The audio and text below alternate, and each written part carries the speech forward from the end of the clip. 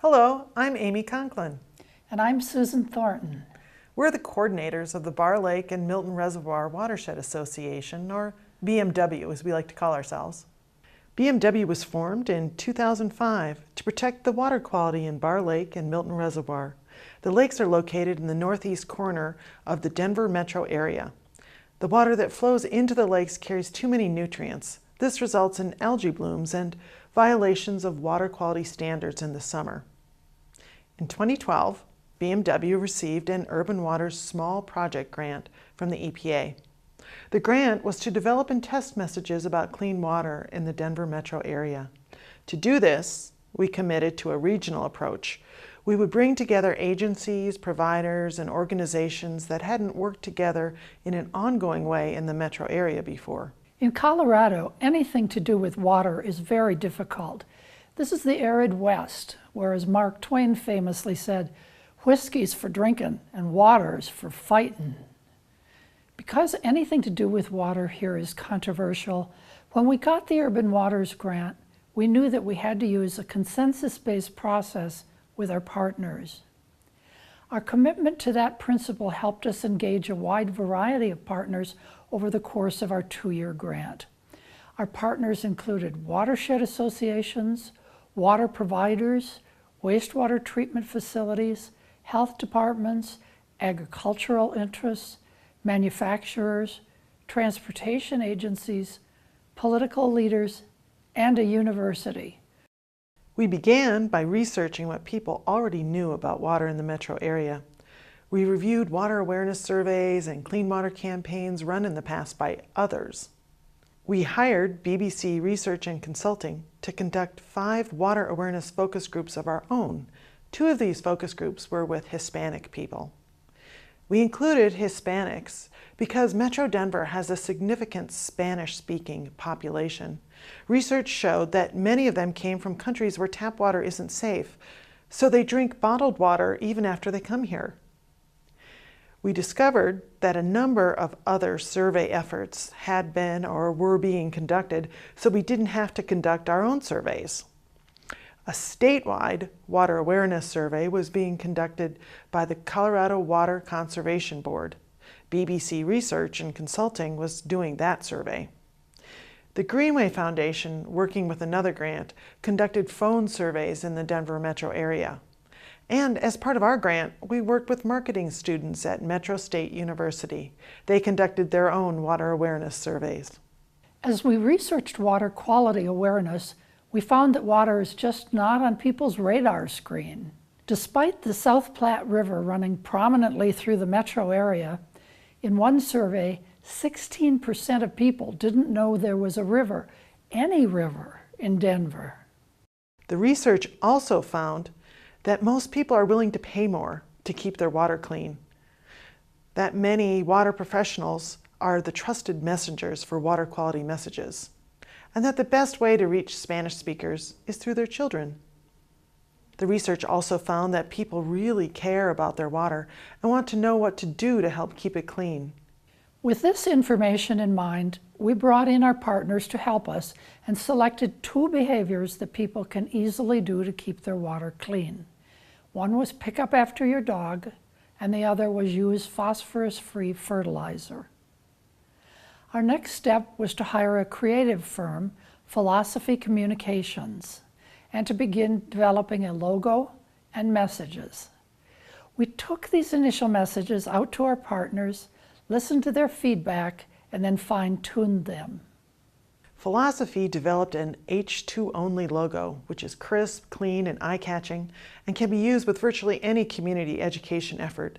It's available in black and white format, as well as in the blue. It's also available in Spanish.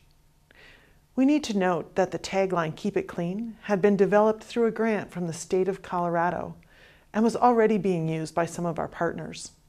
Our creative firm also developed some very eye-catching messages. There was no money in the grant to buy advertising, so Philosophy Communications wanted to use funny and edgy concepts that people would remember. Philosophy developed a number of edgy ads for the pick up after your dog concept, but the only message that all the partners could agree on is this one, showing dog butts. Some people were a little shocked by this ad, but many more thought it was funny. As one partner pointed out, every dog owner thinks his or her dog's butt is cute, and this is what dog owners see, after all, when walking their dogs. After developing the pick up after your dog message, we looked at messages to reduce phosphorus levels in the water. What emerged was an algae monster. Made to look like an old-time movie poster, this message is especially appealing to children. Can't you just imagine little boys wanting to be the algae monster? The algae monster concept also lends itself well to guerrilla marketing. As part of the grant, we bought an algae monster suit that our partners can wear to water festivals and public gatherings and draw special attention to this message. Philosophy also developed a spread the love message that was popular with focus groups and may have particular relevance in lawn and garden stores. The Don't Feed the Algae concept is also very popular. It can be used as a poster, or it can be used as a physical sign manufactured and placed in lakes or streams. Many of our partners work for organizations that have the ability to create signs, so this guerrilla marketing concept may be attractive. One of the most innovative guerrilla marketing ideas we developed involves the installation of straw sculptures in water bodies in the Denver area.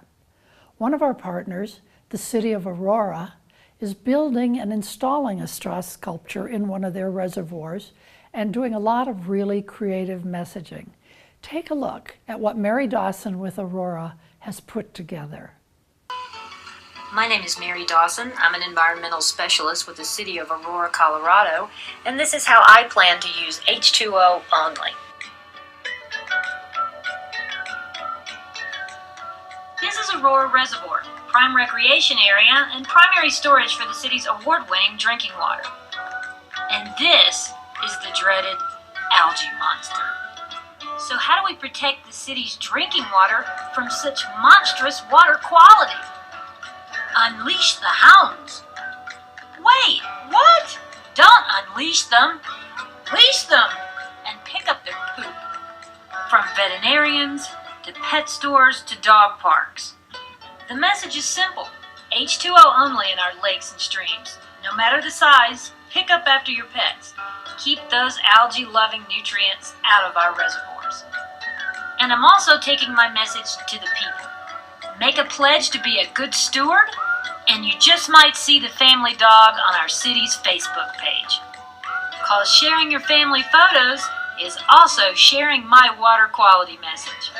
H2O only, and keep it clean. We're very excited about Aurora using the messages in such creative ways. We're also excited that the city of Denver has embraced the messages and will be using them throughout the city. Listen as Darren Molander, an engineer with Denver, talks about their plans for the logo and messages. Hi, I'm Darren Molander. I'm with the City and County of Denver's MS4 program. I'm their senior water quality engineer. And the development of the H2O only program was happening at the perfect time. We look to rebrand our outreach and education model and incorporate the H2 only campaign slogan in addition to the logos into our Parks and Rec access points for our River Vision plan. We are looking to use the logo and slogans for our MS4 outreach and education public awareness campaigns. And then we're going to also incorporate those into our public health messaging through our Department of Environmental Health. So we're grateful that it happened, and look forward to using the messaging on all this campaign information and have that consistent message throughout the Front Range. The last thing we want to share with you are some of the lessons we learned doing this project. Some of them were learned the hard way, and we hope they will save you some grief if you do messaging to change people's behavior. First, don't expect to have consensus among your partners to start with.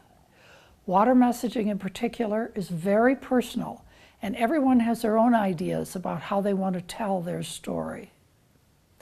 Second, developing effective messages isn't technical, it's emotional, and requires a lot more time than most people would think. A lot more time, in fact. Also, water providers and wastewater treatment professionals have very different perspectives when it comes to clean water messaging.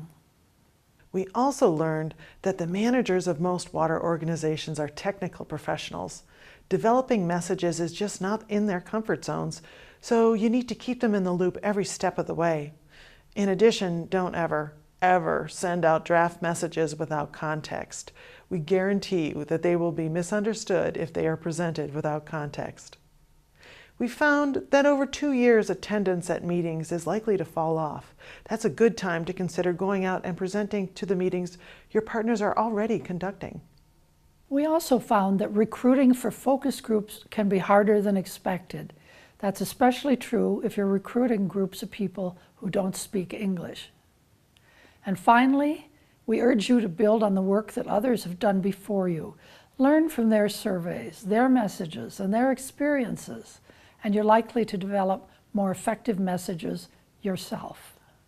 If you'd like to learn more about our messages and would like to download them, visit www.bar-milton.org. The messages are free for your use and include versions where you can insert your own words and logos. We also hope you'll use the H2 Only logo everywhere you can.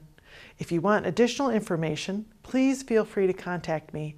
I wish you luck and will be happy to help. Thank you. Keep us posted on anything you've done. We hope to hear from you soon.